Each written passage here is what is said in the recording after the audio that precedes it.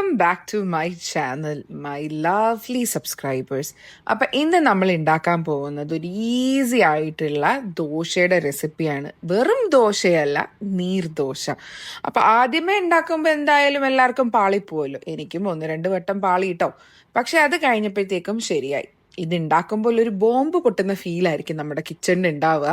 പക്ഷേ it's very quite natural you guys. ഇത് ഉണ്ടാക്കാനായിട്ട് ആവശ്യമായിട്ട് വളരെ കുറച്ച് ഇൻഗ്രീഡിയൻസ് മാത്രം മതി.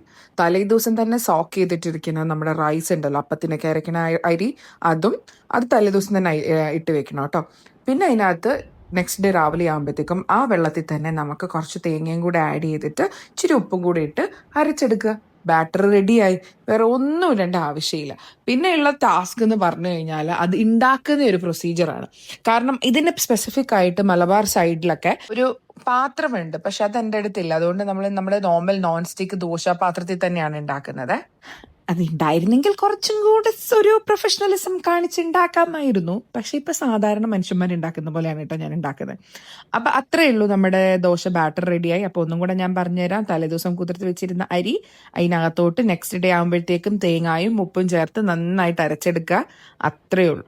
അപ്പോഴത്തേക്ക് ഇടയ്ക്ക് കൊഞ്ചിക്കാൻ വേണ്ടിയിട്ട് എൻ്റെ കുഞ്ഞുമ്മ വന്നിട്ടുണ്ട് കേട്ടോ. അത് ഞാൻ ഒന്നും കൂടെ അരച്ചെടുക്കുവാണ്. നല്ല നല്ല വെള്ളം പോലെ അരിഞ്ഞു വരണം കേട്ടോ. അപ്പം നമ്മൾ ഒന്നെങ്കിൽ നമ്മുടെ ബ്ലണ്ടർ ഉണ്ടെങ്കിൽ അതിലെടുക്കുക, അല്ലെങ്കിൽ മിക്സിക്കകത്താണെങ്കിലും നന്നായിട്ട് തരി പോലെ വരാണ്ട് നന്നായിട്ട് അരച്ചെടുക്കുക. ഓക്കെ.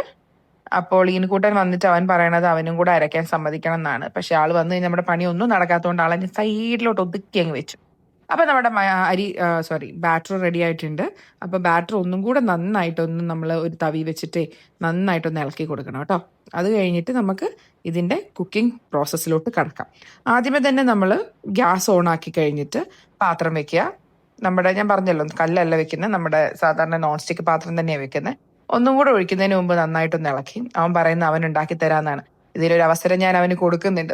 മറ്റേ ഏതോ ഒരു സിനിമയിൽ ജയം രവി അമ്മയ്ക്ക് വേണ്ടിയിട്ട് ആദ്യം മൊയ്തോന്ന് തോന്നണോ, ആൾക്ക് വേണ്ടിയിട്ട് ഇങ്ങനെ ദോശ ഉണ്ടാക്കി കൊടുക്കുമ്പോൾ തൊട്ടെൻ്റെ ആഗ്രഹമാണ്, ദൈവമേ എനിക്ക് ഒരു ആങ്കൊച്ചുണ്ടാകുവാണെങ്കിൽ അവനെ കൊണ്ട് തന്നെ ദോശ ഉണ്ടാക്കിയിട്ട് അവിടെ ഇരുന്ന് എനിക്ക് കഴിക്കണം. ഇൻഷാ അള്ളാ നമുക്കിത് ആസ് സൂൺ ആസ് പോസിബിൾ ചെയ്യാം. കാരണം ഇച്ചിരി ഒരു കുക്കിങ്ങിലൊക്കെ താല്പര്യമുള്ള കൂട്ടത്തിലാണ് ഈനു എന്നാണ് എനിക്ക് തോന്നുന്നത്. അപ്പം ഒരു പാത്രം നന്നായിട്ട് ആദ്യം 1-2 പ്രാവശ്യം ട്രൈ ചെയ്തതുകൊണ്ടാണ് കേട്ടോ ഈ പൊട്ടിത്തെറിച്ച് കിടക്കുന്നതൊക്കെ. അപ്പൊ നമ്മളൊന്ന് പാത്രം ക്ലീൻ ആക്കി കഴിഞ്ഞിട്ട് നമുക്ക് നമ്മുടെ ബാറ്റർ ഇങ്ങനെ അലങ്കോലപ്പെട്ട് അങ്ങോട്ടും ഇങ്ങോട്ടും അത്തപ്പൂടുന്നിടം പോലെ നമുക്ക് അങ്ങ് ഒഴിച്ചങ്ങ് കൊടുക്കാം. ആദ്യമേ നിങ്ങൾ ഇത് കാണുമ്പോൾ വിചാരിക്കും, അയ്യോ ഇത് ഇനി എങ്ങനെ ഉണ്ടാക്കും, ഇങ്ങനെയാണോ ദോശ ഉണ്ടാക്കുന്നത്? എനിക്കും ആദ്യത്തെ പ്രാവശ്യം ആയതുകൊണ്ട് ഇങ്ങനെയൊക്കെയാണെന്നാണ് ഇവിടുത്തെ ഷെഫായ ജിഷ ജോൺ പറഞ്ഞത്. അപ്പോൾ പക്ഷെ കഴിച്ച് നോക്കിയപ്പോഴത്തേക്ക് അടിപൊളിയായിരുന്നു കേട്ടോ ഗൈസ്. ഇതിന്റെ കൂട്ടത്തിൽ നമുക്ക് പ്രോൺസിന്റെ Mangalorean style prawns, ghee roast പ്രോൺസോ അങ്ങനെ എന്തോ ഒരു സാധനമാണ് നല്ലതെന്നാണ് ജിഷ മാഡം പറയുന്നത്. എന്താണേലും it was not a bad dosa. നല്ല ടേസ്റ്റ് ഉണ്ടായിരുന്നു. അധികം സമയം എടുക്കത്തില്ല ഉണ്ടാക്കാനായിട്ട്. ഇനി പെട്ടെന്ന് നമുക്ക് നമ്മുടെ കുട്ടികൾക്ക് സ്കൂളിൽ കൊടുത്തു വിടാനാണേലും നല്ലൊരു ഡിഷാണ്. പടപടേന്ന് ഉണ്ടാക്കിയെടുക്കാനും പറ്റും. പെട്ടെന്ന് റോസ്റ്റായി വരികയും ചെയ്യും.